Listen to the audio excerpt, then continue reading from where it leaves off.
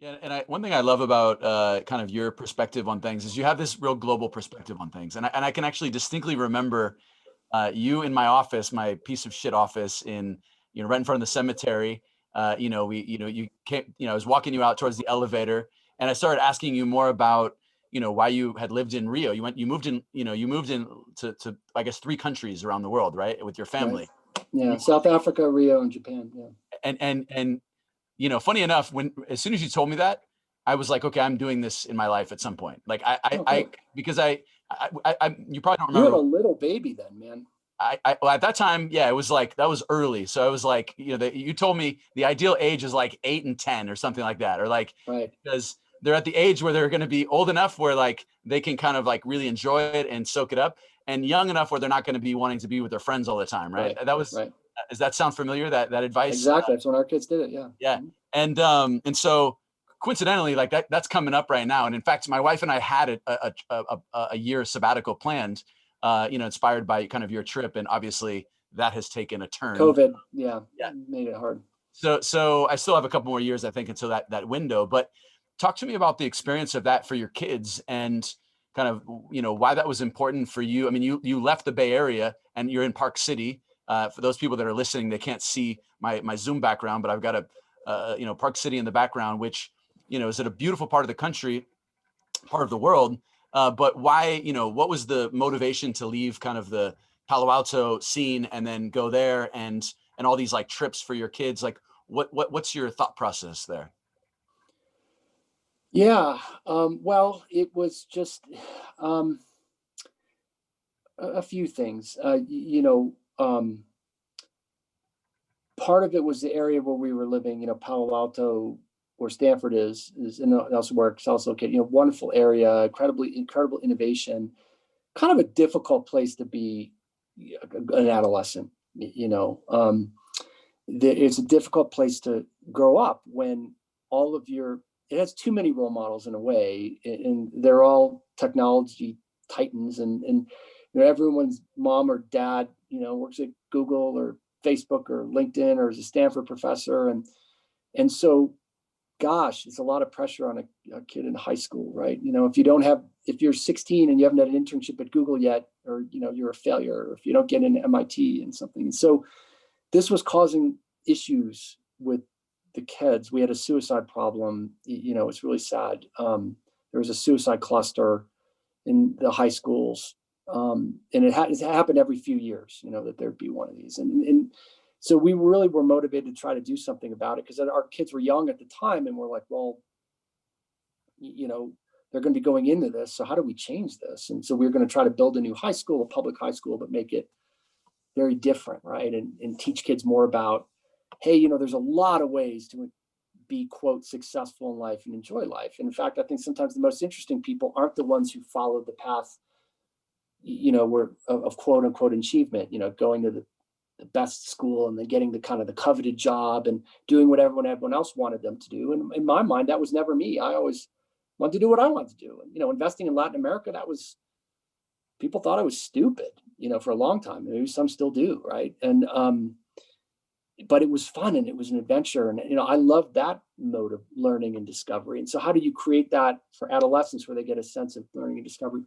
So we tried to create the school.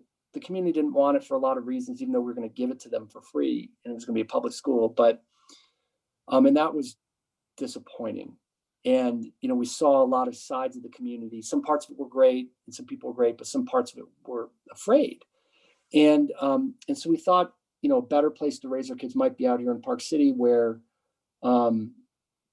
it's there's mountains and it's wide open, and the kids have a little bit more space to figure out who they are.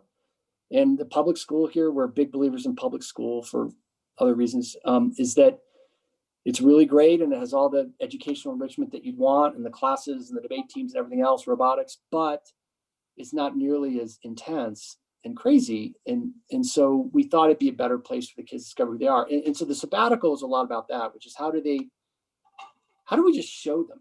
Because what you discover about parenting is it's not about telling the kids what to do or making them do things. It's a lot like being a board member of a startup.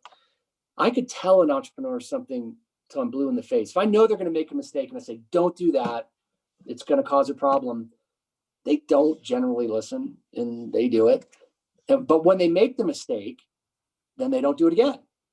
And that's much better than me telling them. So what I try to do is show and not tell, because no one likes to be told things. If they like to be told things, they wouldn't be an entrepreneur. They'd be a middle manager at some big company. They're an entrepreneur because they don't want to be told what to do. So how do you have influence when you can't tell someone what to do? You show them. And you show them by just introducing them to experiences and letting them figure it out for themselves, and hopefully quickly, safely. So an example of this is like with Groupon. I remember, Andrew Mason, incredible guy, still really have a lot of affection for, smart, really smart entrepreneur. But, he was in Chicago and he was very young at the time we invested, and all the executives were these sort of Chicago folks. And, to scale, he needed to bring in talent that wasn't in Chicago, right? Probably in California. And so but he didn't want to hear it. He's like, look, whatever, this executive is really good. This executive is really good. You're California. I don't need any fancy California people. Like, don't talk to me about this again. So I said, okay. All right. So here, so what I did, I just invited him out to California. I said, hey, look, but you want to meet a bunch of people just to kind of, for business development or deals or, understand what's going on as an educational trip. So why don't you just come out and I'll introduce you to a bunch of people. It'll be fun. We'll go, you stay out in Big Sur. And then what I did is I set up his day. So I introduced him with like 8 or 10 executives who are archetypes of the people that I wanted him to hire. Like a couple of really great heads of engineering, a couple of really great heads of marketing, a couple of good COOs, a couple of good, CFOs, whatever. But none of these people were available. They're in companies, right? But I wanted him to see what these people look like with the idea. Then he'd go back and look at his team and go, oh my God, like, okay, now I see the difference. And I wouldn't have to tell him anymore. So he came out and he did that meeting. And then they did all the meetings for a couple of days. And then he called me, he went back to Chicago and called me up and said, you set me up. I was like, what do you mean? It's like, I know exactly what you did now. You wanted me to meet those people because you'd know that I'd see them and I'd want them and not who I have. He's like, yeah. And I was like, yeah, but look, none of those people are available. We could talk about it. He's like, oh no, I've already hired 3 of them. so he went, because he wanted to show me that he could, and so he did. He hired the head of engineering. He hired the CEO. He was crazy. And it was great. And so it's the same thing with the kids. And so you could tell the kids, hey, Palo Alto isn't the whole world. Like, you have a problem with a bully or whatever, all the kids want, whatever that group think is. And when you're a teenager, that seems so important. I could tell them that it's not important and that there's a much bigger world out there and there's cool stuff to do. And you don't need to worry about getting this internship or going to the UCLA summer chemistry program. But the other thing we do is show them.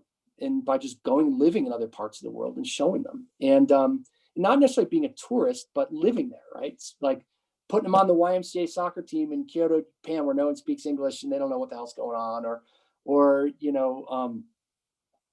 it just, there's all kinds of stuff that we did go in, all the history in South Africa around apartheid and the struggles, and meeting people who had been in prison with Mandela, and meeting people who ran the first election in South Africa, right?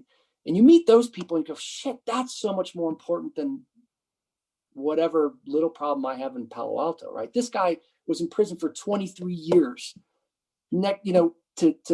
because he believed in ending apartheid. Like, so how can you, when you meet someone like that and you remember that, how can you worry about your little problems? And so that was an amazing experience, and especially for our oldest.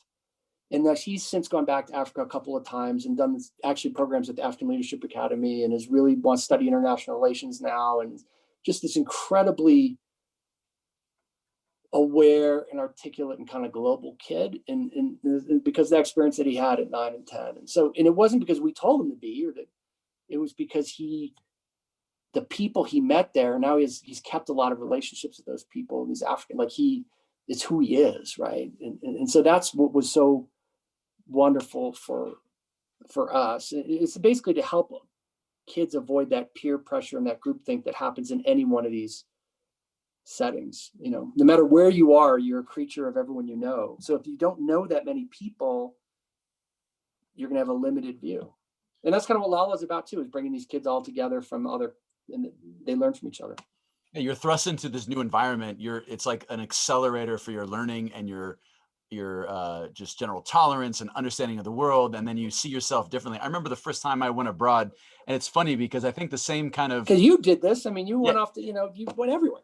I went to Costa Rica when I was 16, and it reminds me of a lot of things you say. Like somehow my parents is like almost like a Jedi mind trick. They're like, yeah, I was getting in trouble, and they're like, and then all of a sudden they planted this idea in my mind that I should go to Costa Rica, and then all of a sudden it became like my idea somehow, and then I wound up living in Costa Rica, and then I remember coming back, from having that experience and going to high school, and I remember this bird's eye view of myself because I'd been out of this environment that allowed me to kind of see myself differently, and I think it was just a transformative experience. And so the fact that you had that as a your kids is like 8 and 9 and 10.